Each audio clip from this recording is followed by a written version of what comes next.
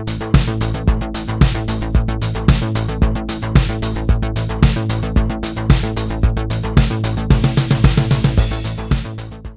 and welcome to episode 2 of Aussie Tech Crypto, a show about cryptocurrency from an Australian viewpoint. I'm your host Jason Oakley and this is my co-host Will Tomkinson. Hey Will. Howdy. Good to have you back again. Yeah, 2 weeks in a row, it's some sort of record, I think. It is for us with our separate podcastings from ATH. That's it. It's been a while. It's been a whole week. It's been an interesting week. We've all had our challenges. Everything we'll goes crazy. Yeah. It's been... Some of us tried mining and failed, and some of us tried mining and sort of succeeded. Well, yeah, I mean, measure success in what, exactly? By the end of the week, you'll have enough money for a McNugget. Yeah. And I worked out in 3 weeks, I'll be allowed to do the first payout, which is like, I think it's about $10. Nice. So yeah, I bought a Asus Turbo GTX 1070 Ti 8 gigabytes graphics card, and my power supply unit is not good enough to run it. So far you've spent $500, and I've made $1.50. $732, including shipping. Thank you. Oh dear. So $500 would be nice. There's another $100 to go for a power supply, and I got a cable to connect the power supply to the card because it's an 8-pin power on the card. So I've managed to make. So you've managed to spend $800, and I've managed to make $1.50. Yep, by doing nothing. So I'm not sure the balance of scale. Sort of, you've got a bit of catching up to do. Striker said he's made $100. No, I meant Mr. T. This one over here has made a few bucks out of it. He beats both of us. Yes, but you're going to have 2 or 3 1080 GTX 1080s. Yeah. Yep. Having said that, I haven't exactly spent any money, and I didn't even realise according to the things, mine won't even do it. Yep. So the fact that it's actually made $1.50 in mining, which we'll explain later what we're talking about, but the fact it's even made $1.50 in mining is somewhat a miracle, given the fact that all the benchmarks, everything said it wouldn't be fast enough to do anything. So yeah, you never know till you try. $1.50 a day for having a computer sitting there that would normally be sitting there doing nothing anyway. And you got the solars and the batteries and stuff. So that's it. The solar runs it during the day, batteries run it overnight, so it's not like it costs me anything to do it. Yeah, so 100% profit. The Ferengis would be happy with you. That's it. It's not a bad market strategy when you think of it. Now. Do the Princess Leia thing, just with the buns on the... Yeah, like my headphones. That's it, yeah. It's like... So... Save me, Bitcoin, you're my only hope. Each week we hope to bring you some interesting information about the crypto world and what it's all about from a newbie perspective. We are not licensed investors nor advisors, so don't invest based on anything that we say on the show, but we hope you'll find some interesting stuff anyway. This week we're going to be talking about cryptocurrency exchanges. What are they? How do you get onto one? What do you do there? Why do you want one? And all that sort of thing. So investing with exchanges. So what you'll need to do is find an exchange that you would like to use. You can ask around on Facebook groups or the Reddits or whatever you like and get some advice on what might be a good one to invest on. Sign up there with your email address and a password and tick the box that says I'm not a robot, or one of them you have to have there's a jigsaw puzzle and you have to slide it across the screen to fit it in the exact slot, because computers can't do that terribly efficiently, so they don't want people signing up with automatic. I couldn't do that terribly efficiently. It took me 3 goes at it. I don't know how it goes on an iPad. I've never tried that, if it would work too well, but... And then a lot of them you'll need to provide IDs, so that's driver's license back and front, passport, front and inside, all of the information there. And there's even one that I signed up to that needed all of that, plus a photo of you holding up your driver's license with a piece of paper that had the exchange name at the top, the current date, and your face in there with it all happening at once, which is very secure. but a bit weird. But there's even ones that'll just let you use a username, password, click, yeah, sure, why not, and you've signed in, you've got an account, and straight away you can start trading and buying stuff. So it depends on the exchange, what they'll require from you. Mr. T, we got to try a couple of exchanges, so he was prepared for the show. And how was your experience signing up? Well, I was about to log in and show you on Binance or whatever it is. Binance, it's like finance with a B, because, why not? And it won't let me log in. It's saying, please check that you're visiting the encrypted website, HTTPS, blah, blah, blah. Well, I am. That's a bit weird. Binance.com. So I'm not sure what's going on there. But, there's that one. And the other one was BTC Markets. Yep. Yeah. Oh, yeah. With Binance, I've had the problem. Sometimes you hit login and nothing happens. So you refresh the page, hit login, nothing happens. You refresh, hit the login, and then it comes up with that puzzle, and then you slide the jigsaw across. Sometimes it takes 2 or 3 days. It's really weird. It doesn't help that I've been having Chrome issues the last couple. And there we go. Here's this puzzle thing that we're talking about. You just you grab this and you've got to move the piece across and put it in the. It took me a couple of goes to figure out what I actually see. Are you a computer, exact. Mr. T? Are you a computer? It's so bad. But, whatever. Yeah, I've got 2FA and I use Authy on it. Highly recommended. Yeah, unless you can't be bothered. Yeah. Because I have nothing on there, so it doesn't really matter. If someone wants to hack me, go for it. You're going to get nothing. Yeah, transfer all the bitcoins into it you like, huh? Yeah, that's right. Here's my hash. Go for it. But apparently that's interesting. Apparently I just logged on from Geelong, so that's good to know. When I log in, sometime I'm logging in from Coffs Harbour or Brisbane. Just depends on where your ISP is proxying stuff out through. So, so this is your. It's a pretty basic. Initially, you don't really even know what's going on when you first sort of look at it because nothing sort of happens. It's just like, okay, I've got this now. What do I do? Striker said he's read that 100,000 users a day are joining Binance, and they've all got to be photo ID'd people, so they're reals, and some of them can take a while. In fact, there were a couple of exchanges that blocked users joining up. I think it was just around Christmas time because suddenly everybody wanted to get onto the crypto bandwagon and they had hundreds of thousands of people signing up all at once and the servers just couldn't take it, and then they've got to verify all of the ID and stuff and email accounts and things, and so they had to put a hold on it until they got the hang of it and then unlock it again. And then this one's your BTC markets. Aussie. Has who knows? Yeah, so I don't know. Candlesticks. This has got the candlestick thing. That's amazingly simple to read. You know exactly what's going on. Yeah. In other words. So if it's green, the top of the candlestick is at the open.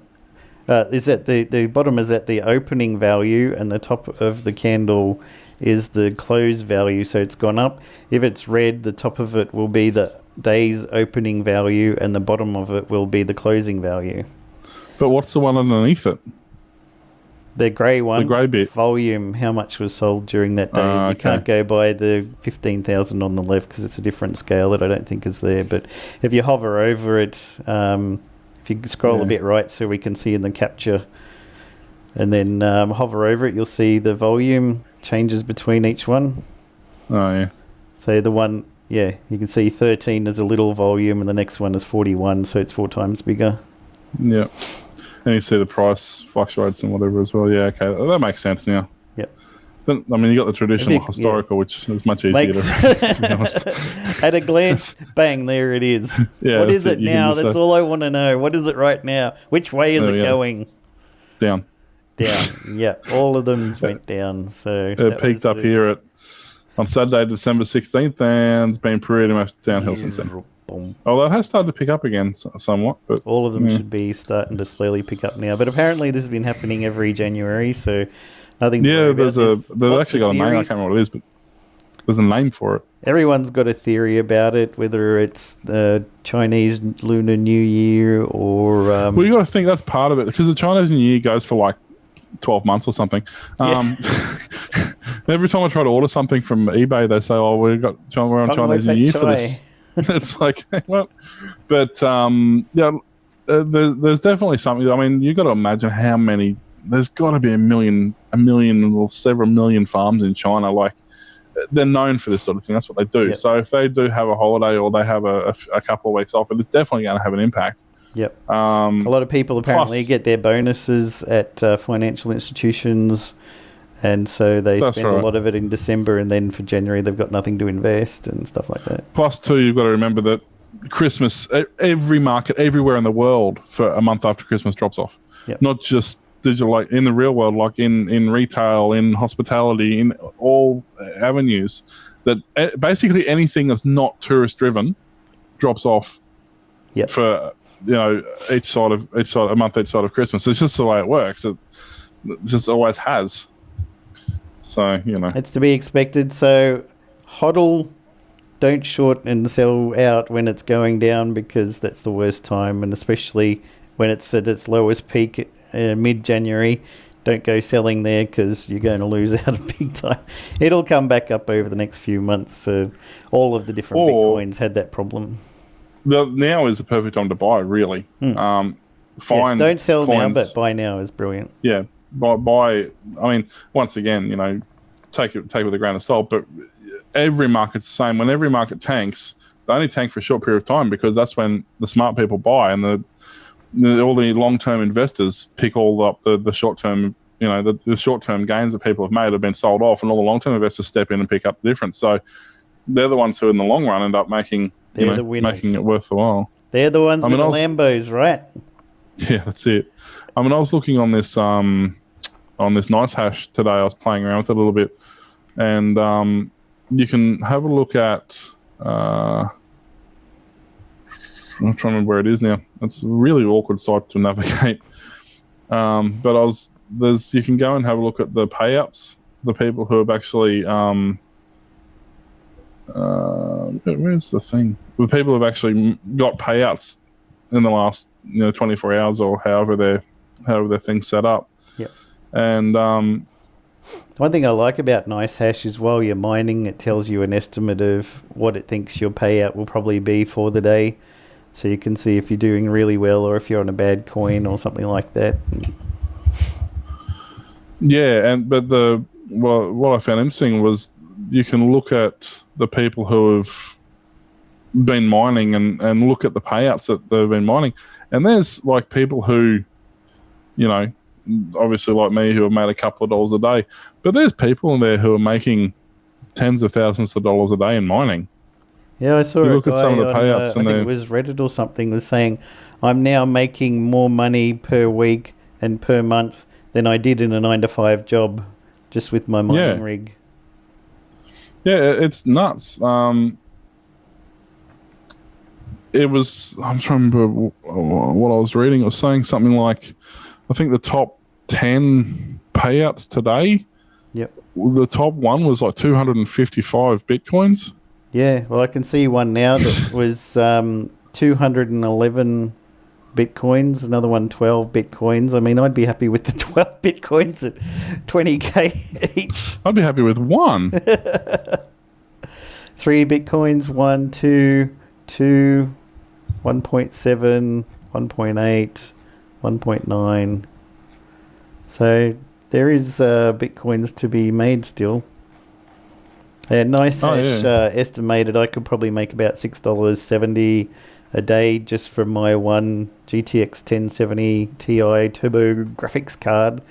So there's stuff to be made still. It's not mining Bitcoin, obviously. These things like NiceHash will mine whichever is the most profitable coin at the moment in the most profitable pool at the moment, and then it'll consolidate all of that at the end of the day into Bitcoins for a bunch of them. So you end up making Bitcoins in the end. BTC markets are btcmarkets.net, Binance, Binance.com.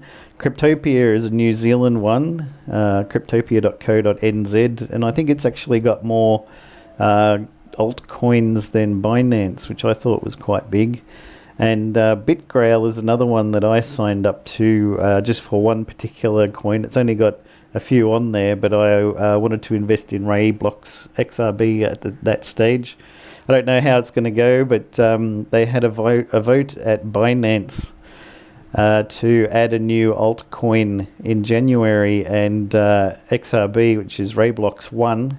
So everyone is hoping, if you've invested in Rayblox before it goes to Binance, then everybody else who's already got an account there can then suddenly invest in Rayblox, then suddenly its value may go up. Take everything with a grain of salt, everybody.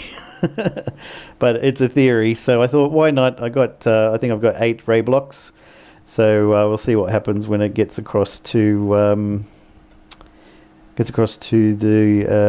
Binance. And Mr. T Striker was talking to you in the chat. Yeah, sorry, I was just doing some housekeeping on the Twitch chat. That's all right. So we've also, the reason I signed up to Cryptopia yesterday is I wanted to invest in HST, Horizon State Decision Token, which is from Melbourne in Australia.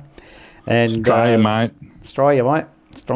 And it's going to be used worldwide for different associations for voting, democratic voting. It'll make sure that somebody's vote has been cast and that it cannot be changed to a different vote. So for countries or even local governments, or if somebody has a website and they need voting or something like that, I believe could be possible. But all of those things, anything that needs voting that you want it to be accountable and impossible to change, Horizon State Token, Horizon State Decision Token is going to be involved in that, and they've got a few partnerships already. So I thought maybe I'll invest in that. So I got on Cryptopia for that one, and Cryptopia has actually got all of the coins, I believe, that I have in Binance. So I might end up transferring across, but unfortunately, Cryptopia doesn't have an app for mobile devices, and I really like, first thing I wake up in the morning, how's my Binance portfolio going? Yeah, okay, I better go have some breakfast. But Cryptopia doesn't have an app, so you can't check that unless you log on to the website with your phone, which, websites are never great on the phone or your desktop computer or laptop or something. So I'm still to decide which I'm going to use for that. But as for BTC markets, I got Mr. T to sign up for that. Reason is you can transfer fiat, which is your normal Australian dollars or US dollars, to BTC markets. And once it's on your account there, then you can purchase Ethereum, Bitcoin, Litecoin, Dogecoin if you must. On a BTC market. So it's a good gateway in.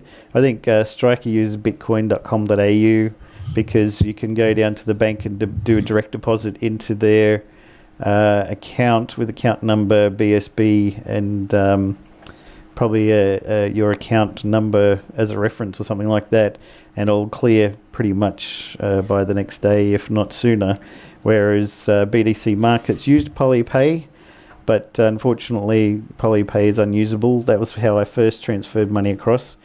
They do have BPay, which I've used as well, but that takes 3 days to clear, and sometimes 5 days depending on holidays and stuff. So BPay is not great, but at least you can get your fiat currency into a exchange and then can purchase all the coins that you want.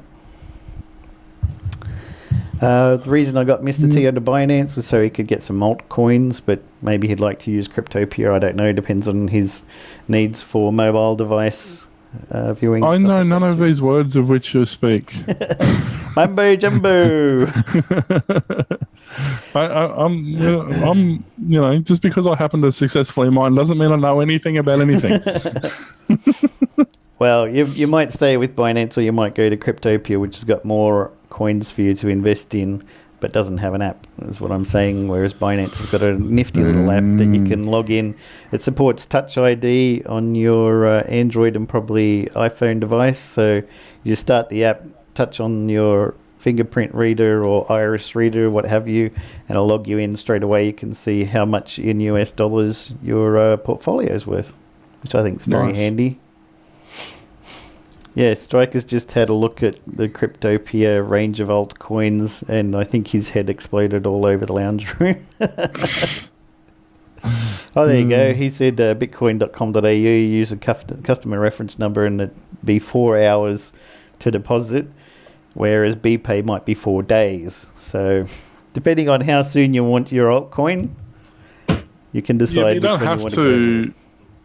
The thing is with PayPal, at least you don't have to withdraw. You can reissue it to purchase things. Like if you want to buy stuff, you can buy it directly out of PayPal, and you don't get charged a fee unless you do withdraw the money. So it's not all bad. And the thing though with bitcoin.com.au, I believe, is you can only purchase Bitcoin there, which is why it's called bitcoin.com.au. Then if you want to purchase your altcoins, you transfer that Bitcoin from your bitcoin.com.au wallet to your Cryptopia wallet, your Binance wallet, your BitGrail wallet, whatever. A lot of transactions are done in Bitcoin. Many people have switched to Ethereum for transferring money between different exchanges because it's a bit faster. Litecoin is also quite fast for transferring and supported on a lot of exchanges, but you have to make sure that the exchange at this end supports wallets of the exchange at this end, and they've both got addresses, and some of them also need a thing called a tag to make sure, depending on what altcoin you've got. So if you want to transfer Litecoin, it might say type this address into your other exchange or your wallet if you've got one on your computer. So you copy that, paste it over there, and it'll say you also need a tag. So that's another bunch of numbers that you copy here and paste over there. And then you hit go and you cross your fingers and then you hold your breath and you wait and wait. And if you've done everything right, it'll get there. If you've got it wrong, there's a chance it might come back to your wallet. There's a chance that it was somebody else's Ethereum address and now he's got your money and you can't ever get it back. So be very, very careful when you're transferring between wallets. But most of the exchanges do have a way to monitor the processing. So what happens in the transfer is you type in the address from here to there and you hit go, and then some of them will recheck the transfer 5 times to make sure that everything was correct in case there were some bits lost when the stuff was going through the routers and switches and stuff on the internet. I did a transfer the other day and it did 20 checks for the type of altcoin that I was transferring. So you had to sit there for about half an hour while both the exchanges kept synchronizing the data 20 times to make sure definitely that that's what you wanted to do and that's where it was going, and all of the bits made it all the way across the internet. So it tends to be very thorough in making sure that your stuff gets there, but make sure it's going to work the way that you wanted and it goes where you want it to go. Any comments from Mr. T? No, sorry. I'm not sitting asleep, am I? Oh, I'm half listening. The other half, I'm trying to moderate the Twitch chat and kick a few people out. So I'm kind of doing 3 things at once here. So that's all right. I was going to say though, we probably should explain what a hash is and what a wallet is, and we talk about you need a wallet here, you need a wallet there, but what is it? What's this wallet of which you speak? So the wallet in question is a hash of numbers, and it's a very long string of numbers and letters, and you need to record that somewhere. If you create a wallet on your desktop computer, you need to write down the or copy, paste, print out, whatever you want, the wallet address, and remember or write down the password that you use to create it, because it's an encrypted file, like a zip file that you put a password on. If you make a zip file and you put a password on there and you forget what the password is, you're never getting that stuff back. even more so with a wallet because they're very well encrypted. And if you don't know the password, you can lose your Bitcoins, which is what a lot of people did. They did a lot of mining in the early days, created their wallet, forgot about it for a few years, and then they're like, oh, Bitcoin's gone crazy. I can get $20,000 for each coin. Oh, what was my password? Mm-hmm. So you got this useless file on your... Well, you lost your wallet. That's a different thing. My hard drive crashed, I'm but I not never picking on bothered. you this time. I never bothered to recover it because I didn't think it was worth the effort. But it was only, it was only about 50 Bitcoins back then. So don't lose that one little file, and remember the password for it. Now, when you're using exchanges, you log in with your username and password. They'll automatically create a Bitcoin wallet for you. They'll automatically, if you go to something like Binance, it'll create a Bitcoin wallet, Ethereum wallet, Litecoin wallet. And these are just all the different addresses to keep your coins in. And basically it's a string of numbers and then a value of how many of that type of thing you've got. And if you create an account on Cryptopia and then you want to use Ethereum, you click on the button Create Wallet. So this one doesn't, I think from memory, it doesn't actually create all of the wallets straight away. But when you want to trade in that particular one, you hit Create Wallet, it makes it. It stores all the information on the server there. So you don't need to worry about remembering to back up a file. You don't need to worry about remembering the password for each of the wallets because each coin will have a different wallet on your desktop computer if you wanted to do it that way. You can buy hardware wallets, and we'll go into that in a future episode because that gets a bit more trickier. But all in all, the easiest way is to just create an account on exchange, BTC Markets, Binance, Cryptopia, and it'll manage all of that stuff for you. You just have to remember your email address and password, and if you forget those, you can just, don't forget the 3. You can just you can just click on forgot password and it'll send it to you. Do highly recommend to use two-factor authentication. So a lot of the sites, like Mr. T was just on Binance a minute ago, and it had two-factor authentication. You can SMS a code to you. So when you try and log in, you use username, password, and then it'll send a code to your mobile phone that you also have to type in, which means if somebody somehow gets a hold of your email address and password, they still can't get on there unless they got your mobile phone as well. I use Google Authentication down the right there, and that one you can also use a little app called Authy, which I highly recommend because you can back up your authenticator tokens to the Authy servers. And it'll pop up a little QR code on there, so you use Authy and you click new code and it'll start your camera on your phone, and then it'll take a picture of that QR code area and then decode that into a second factor authentication. So you go to log in, pardon me, and it'll ask for two-factor authentication. So you start the Authy app, click on Binance, and it'll have a 6-digit code there, and you have to type that in to be able to use the site. A lot of them also have two-factor authentication for not just login, but withdrawals, deposits, transfers, anything that involves your account that you don't want to lose money from. You need to enable two-factor authentication. You can enable it separately for each of those, or you could pick SMS for one thing for your logging in, Google Authenticator for transferring or withdrawing money and all that sort of stuff. So make it very secure, because this is actual real monies, people. It's not fake stuff on the internet. It's real virtual stuff on the internet. That's right. Yeah. It's not the unbacked currency that you carry around every day. It's a different unbacked currency. Yeah. And a lot of the markets will not let you use those wallets they have on there for mining. So there are some places where you can join up, you get a wallet code, and you put that into your mining software, and it'll send all of the coins to there.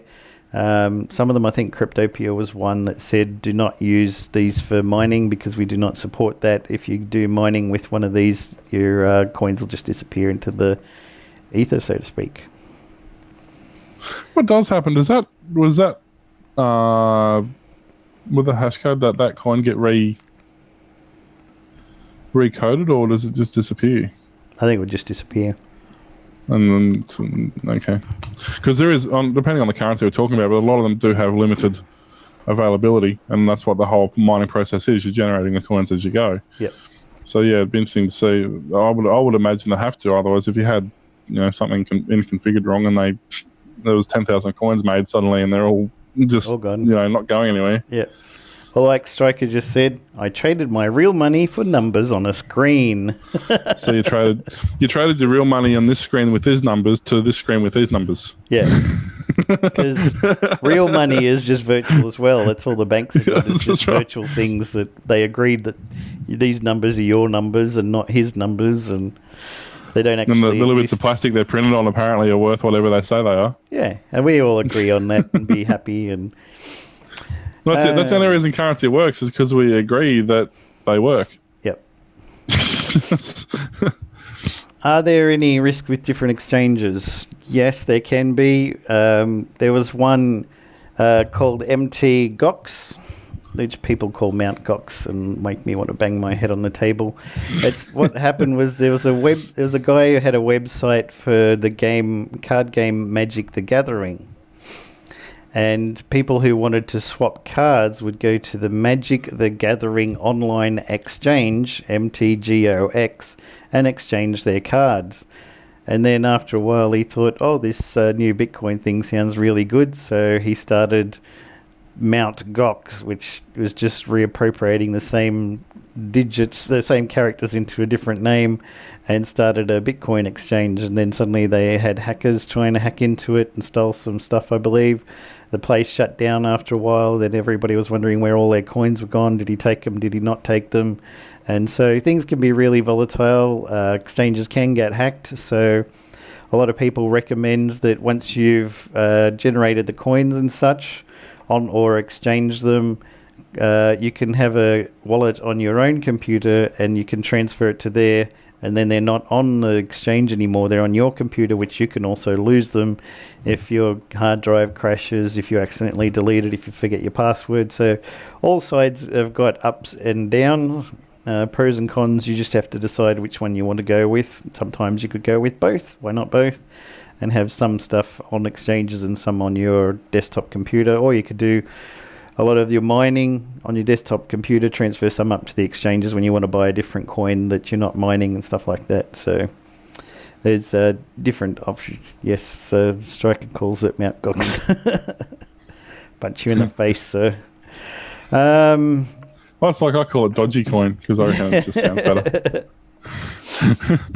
This is a far more accurate description. I mean, our esteemed friend, Mr. Glenn Goodman, who runs the Aussie Tech Heads network, which we're a part of, gave us some questions that I'm trying to go through and answer for him.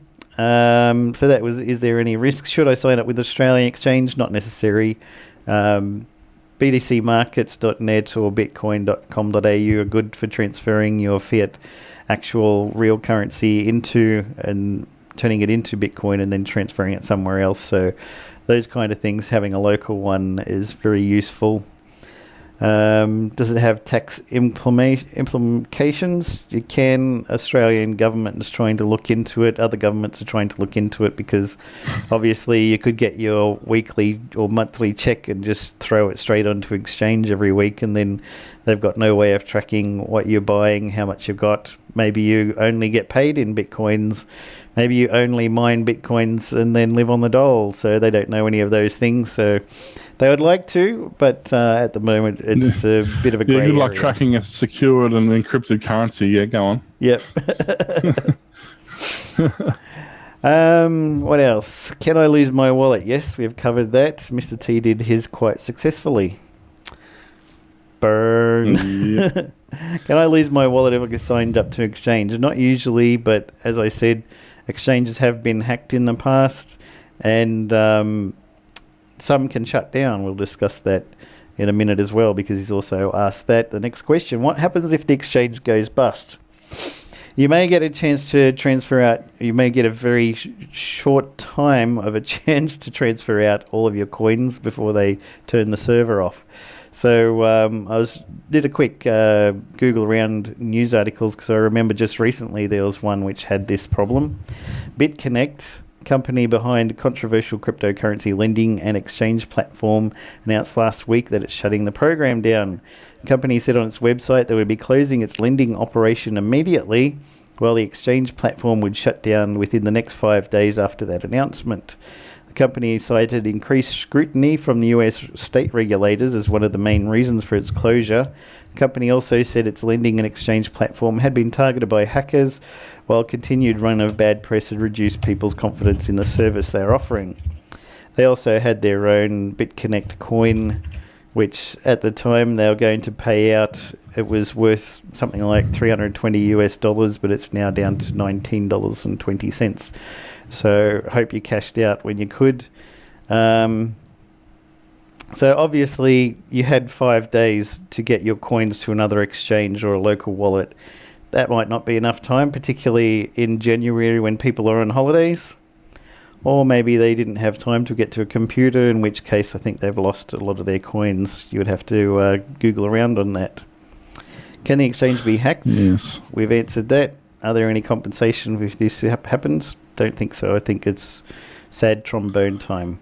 I mean, there probably will come a point where you'll be able to get some form of insurance, whether how that works, whether you have to prove that you have that much or whatever. I don't know how that'll work, but I'm guessing it's no different to what ANZ's got the Eagle or whatever it is, and the Hawk or whatever.